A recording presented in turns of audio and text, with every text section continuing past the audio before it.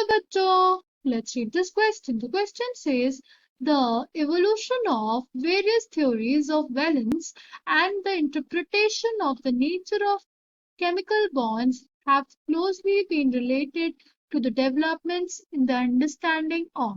Option A is structure of atom. Option B is electronic configuration of elements. Option C is periodic table. The option D, all of the above. See, the key concept for this question is chemical bonding. ठीक है? See, जब हम लोग chemical bonding पढ़ते हैं, basically जब हम लोग बॉन्डिंग पढ़ते हैं, ठीक है, हम लोग ये सारी चीजें सीखते हैं कि आखिर हमारे पास जो एटम्स थे वो कंबाइन क्यों किए। हम लोग ये सीखते हैं कि व्हाई डू एटम्स कंबाइन। ठीक है, हम लोग ये सीखते हैं कि क्यों ऐसा होता है कि कुछ सर्टेन कॉम्बिनेशंस ही पॉसिबल होते हैं। ठीक है, हम लोग ये सीख पाते हैं कि why are only certain combination possible. ठीक है, हम लोग ये देख पाते हैं। ठीक, तो केमिकल बॉन्डिंग हमें ये भी बताता है कि देखो, हमें केमिकल बॉन्डिंग की जो भी जितनी भी थ्योरीज है हमें ये भी बताती है कि हमारा जो भी एलिमेंट है, सपोज फॉर एग्जांपल कार्बन, ठीक है, हम लोग जानते हैं इसका एटॉमिक नंबर 6 होता है। ठीक है, इसका एटॉमिक नंबर 6 है।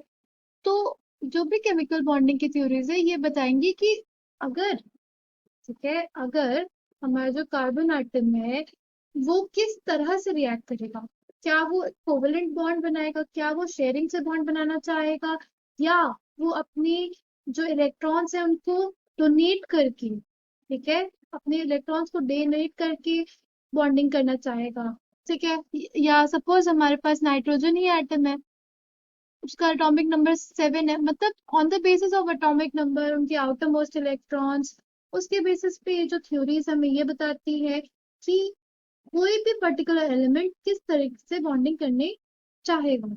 ठीक है, केमिकल बॉन्डिंग की जो थ्योरीज हमें ये तक एक्सप्लेन करती है कि जो किसी पर्टिकुलर ग्रुप के एलिमेंट्स हैं वो किस तरह सिमिलर प्रॉपर्टीज दिखाते हैं।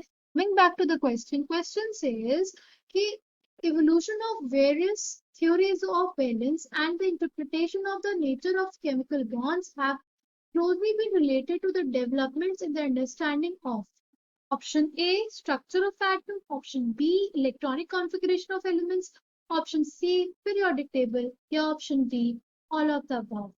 See, the correct answer for this question will be all the above. ठीक है,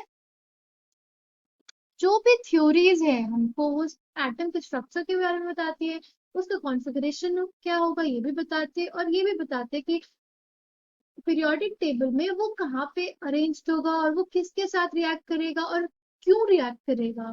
ठीक है, I hope you understood the question. Thank you and all the best.